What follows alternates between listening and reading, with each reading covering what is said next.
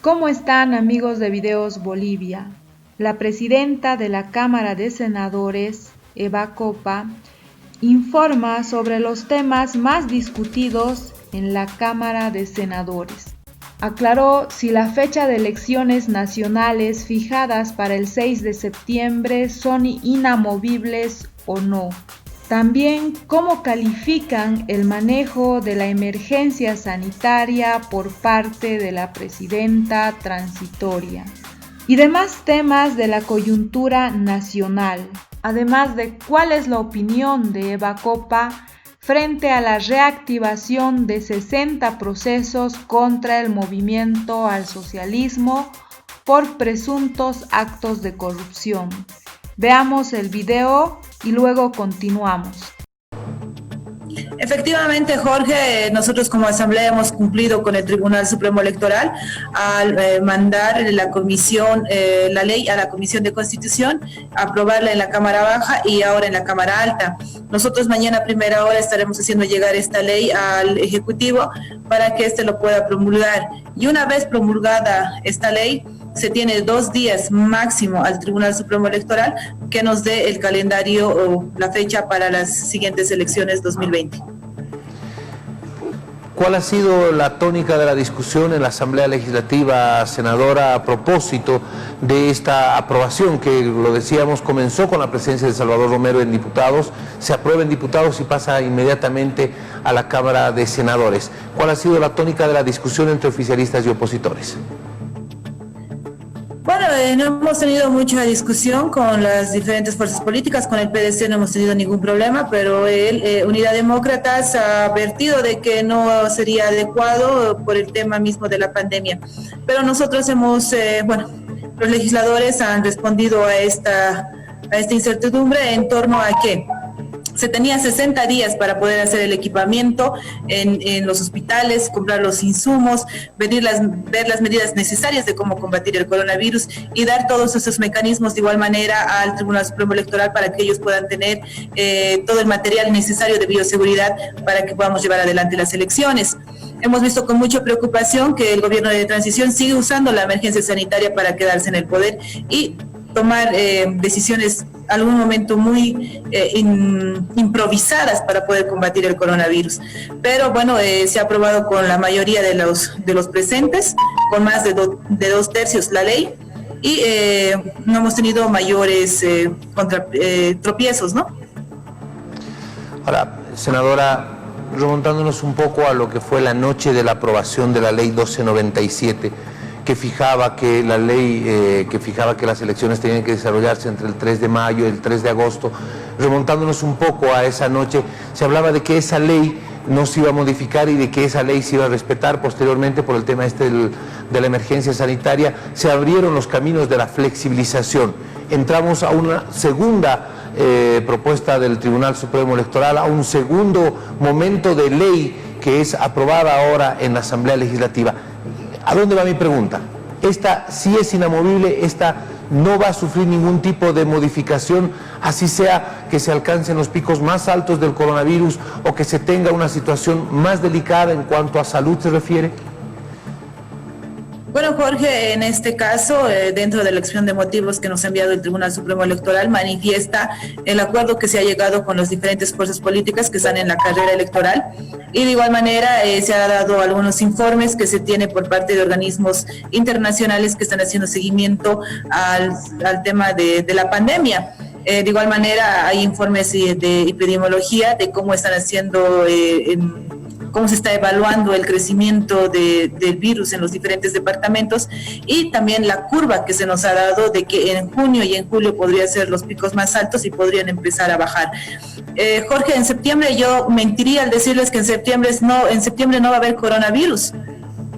No sabemos cuándo va a acabar la enfermedad o el virus en nuestro país. Es por eso que todos los bolivianos y las bolivianas tenemos que tener todas las medidas de bioseguridad y siempre salir de la casa con el barbijo, lavarse nuestras manos y tener la distancia necesaria, ¿no? Entonces ese es un cuidado que todos tenemos que tener.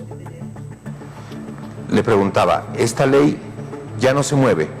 esa fecha, la fecha fijada, acordada por la mayoría, no por todos los partidos políticos, es inamovible este 6 de septiembre.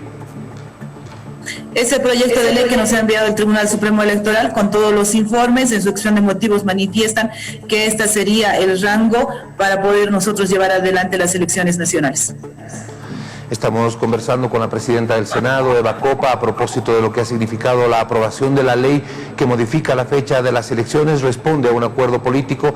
Estas elecciones tendrían que ser convocadas ahora por el Tribunal Electoral hasta el 6 de septiembre. Uno de los puntos importantes que seguramente también han tenido la oportunidad de conversar, de discutir ustedes, es el referente a la inscripción de los jóvenes de 18 años, aquellos que cumplan 18 años, también el tema del presupuesto y, por supuesto, el cumplimiento del calendario electoral.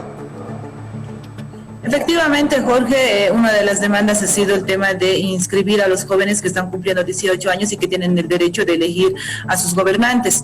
El Tribunal Supremo Electoral se ha manifestado de que habrá esa apertura a la inscripción de estos nuevos votantes y bueno, ellos son un órgano autónomo y definirán ellos el tiempo establecido en el cual los jóvenes puedan hacer esta inscripción correspondiente, ¿no?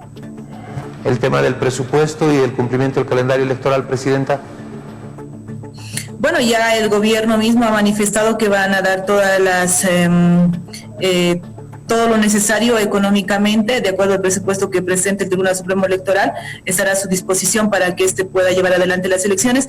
Y de igual manera ellos preverán el tema de las medidas de bioseguridad para que todos los bolivianos y bolivianas puedan hacer cumplir su derecho a elegir a las nuevas autoridades.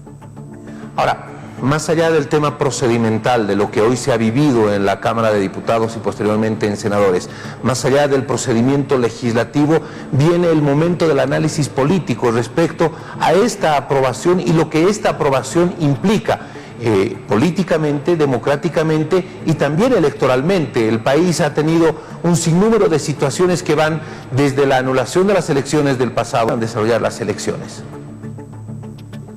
Efectivamente, Jorge, hemos visto con mucha preocupación actos irregulares. El gobierno de transición solo tiene la tarea de poder llevar adelante las elecciones y, bueno, lamentablemente ha llegado a nuestro país, no solo a Bolivia, sino a toda Latinoamérica y el mundo, el tema del COVID-19. Te reitero que lamentablemente hemos visto que el tema de la emergencia sanitaria se está manejando con tintes políticos y no está prevaleciendo el derecho a la vida de nuestra población. Se ha usado discriminadamente los recursos económicos que tiene el pueblo boliviano en torno a comprar cosas que en estos momentos nosotros no creemos que sea necesario comprar gases u otras cosas para las Fuerzas Armadas y la Policía Boliviana. Por eso mañana se está haciendo una comisión de investigación especial por este hecho. De igual manera hemos visto actos de corrupción con mucha preocupación en el caso de los ventiladores. En estos momentos los ventiladores servirían de gran manera a Santa Cruz, al Beni, que son los departamentos que han sido fuertemente golpeados por el COVID-19. Entonces es por eso que es necesario llevar adelante las elecciones y poder tener un gobierno elegido por el pueblo boliviano y que tome decisiones serias y oportunas para poder combatir el COVID-19. Ahora se está hablando del tema de la creación de comisiones de investigación, temas respiradores, el tema de la compra de gases lacrimógenos. Del otro lado, el gobierno ha anunciado que se va a impulsar y está pidiendo al Tribunal Supremo de Justicia que se impulsen al menos 60 procesos de actos de corrupción, presuntos actos de corrupción que se habrían cometido en la anterior administración. Bueno, están en su derecho de hacer las investigaciones que ellos vean convenientes. Pero en este momento creemos nosotros que cada uno debe de asumir sus roles como corresponden. Nosotros como Asamblea Legislativa estamos haciendo cumplir nuestra tarea, que es fiscalizar al Ejecutivo, ¿no? Y bueno, ellos tendrán, no sé si tendrán los tiempos para poder hacer pero están en su derecho. Nosotros no vamos a encubrir nada. Lo que tenga que hacer la justicia la realizará, ¿no? Ahora, el tema de la corrupción, Presidenta, va a ser el campo de batalla de oficialistas y opositores, de denuncias de un lado, denuncias del otro lado. ¿Es el tema de la corrupción el que va a confrontar o que va a marcar la tónica de la campaña en los próximos días, semanas, una vez que se reactive el calendario?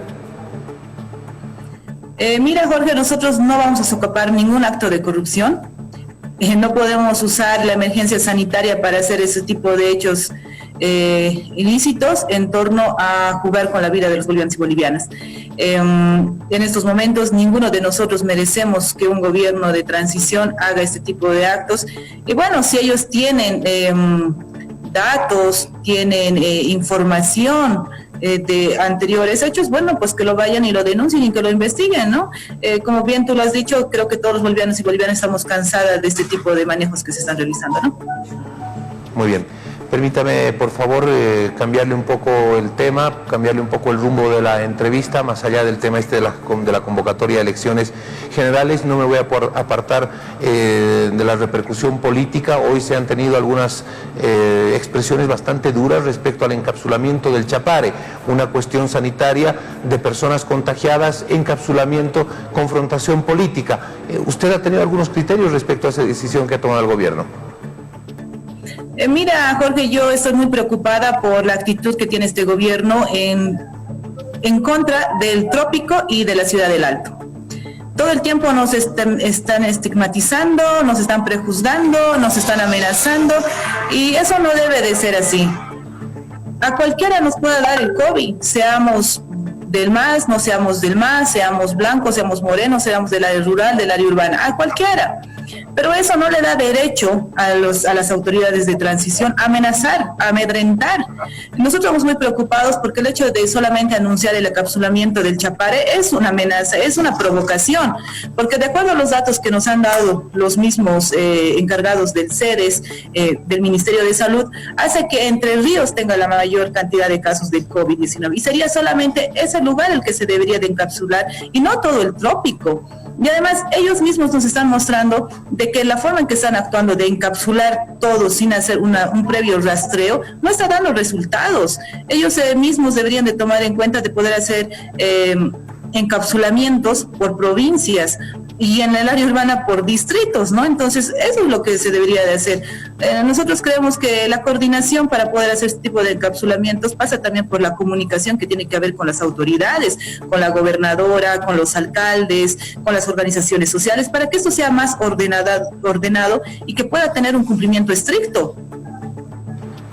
Ahora, se ha hablado bastante sobre el tema de las movilizaciones en el Chapare, en Entre Ríos, en su momento cuando estábamos en plena cuarentena.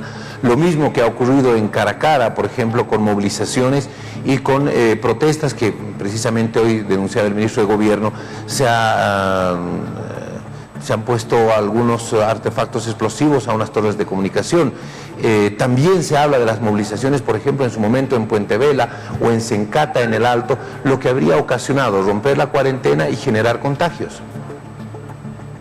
Tiene que haber una investigación seria respecto a esas denuncias que está haciendo el ministro. No podemos nosotros ligeramente decir que ha sido una manifestación por un determinado partido. No es posible. Estaríamos locos de hacer ese tipo de movilizaciones nosotros sabiendo que está en riesgo nuestras vidas y de nuestras familias.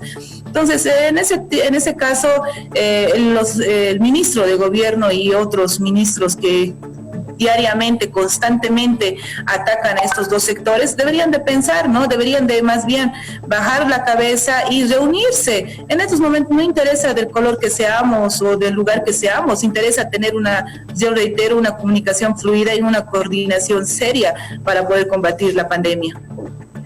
Ahora, usted decía que se está estigmatizando al Alto. ¿En qué sentido usted percibe que se está estigmatizando algunos sectores, no al Alto en su generalidad, sino algunos sectores? Y le ponía el ejemplo de aquellos sectores que en plena cuarentena, por ejemplo, se movilizaron, rompieron la cuarentena y se conocieron de algunos casos de contagio por allá. Pero ¿cuál es la percepción que usted tiene? Bueno, lo que pasa, Jorge, es que desde octubre y noviembre de lo que pasó con la salida de nuestro hermano Evo y el ataque que se ha recibido en el Distrito 8 por parte de los militares, donde han fallecido muchos hermanos salteños, aún se queda el dolor, aún queda el resentimiento de esa gente. Y los movimientos que va haciendo el Ministerio de Defensa con los militares, trayendo tanques desde Corocoro a Ingavi, yendo muy torpemente a hacer desbloquear las manifestaciones que hay sin tener una previa conciliación o hablar o negociar con estos sectores, se dedican directamente a agredir y eso no nos va a ayudar en estos momentos. Nosotros por lo menos hemos convocado a la alcaldesa de la Ciudad del Alto para que se pueda sentar con estos sectores y ver cuál es su demanda. Mira, Jorge, tú entenderás que en la Ciudad del Alto más del 80% son gremialistas y viven de al día, viven de vender cosas como dulces, Kleenex, verduras, frutas. Entonces, si no venden, no trabajan, ¿de qué van a comer? Entonces, en marco de eso, se ha abierto también este tema de la cuarentena dinámica, pero yo insisto y reitero que falta tener una coordinación fluida. En estos momentos no nos interesa vernos de qué colores somos, necesitamos tener una coordinación. Yo reitero, mira, hasta la fecha de hoy, el gobierno de transición no se ha sentado con ningún alcalde de todos los que tenemos a nivel nacional para proponer una propuesta seria en torno a cómo vamos a trabajar en estos municipios. Bien, ¿qué pasa con el tema de los ascensos para las Fuerzas Armadas? Bueno, nosotros hemos respondido la nota como corresponde y como dice el reglamento, hemos mandado la nota a la presidenta, porque ella es la que tiene que, como capitana general, tiene que subsanar las observaciones que ha hecho esta comisión respecto al informe que nos han mandado las Fuerzas Armadas. Hasta el día de hoy no tenemos respuesta a estas observaciones y esperamos pues que lo haga muy pronto, ¿no? Nosotros también estamos esperando que llegue esta información para de una vez tener ya los ascensos. Muy bien, voy a finalizar consultándole por la denuncia que se ha conocido hoy desde el gobierno, desde el viceministro de Seguridad Ciudadana y el viceministro de Coordinación Gubernamental respecto a algunos viajes del expresidente a Punta Cana con la jefa de gabinete. ¿Ustedes han tomado conocimiento de algo de aquello? No tenemos conocimiento, pero yo te reitero que si tienen pruebas que las denuncien y que proceda como tienen que proceder. Esas fueron las palabras de la presidenta de la Cámara de Senadores. Prácticamente las fechas a las elecciones nacionales son inamovibles del 6 de septiembre. Además que criticó la gestión de la presidenta transitoria en el manejo de la crisis sanitaria que hoy atraviesa Bolivia. También habló sobre los procesos que se reactivarán al movimiento al socialismo por la gestión pasada. A continuación te invitamos a dejar tus críticas, tus comentarios al respecto de las aseveraciones de la presidenta de la Cámara de Senadores.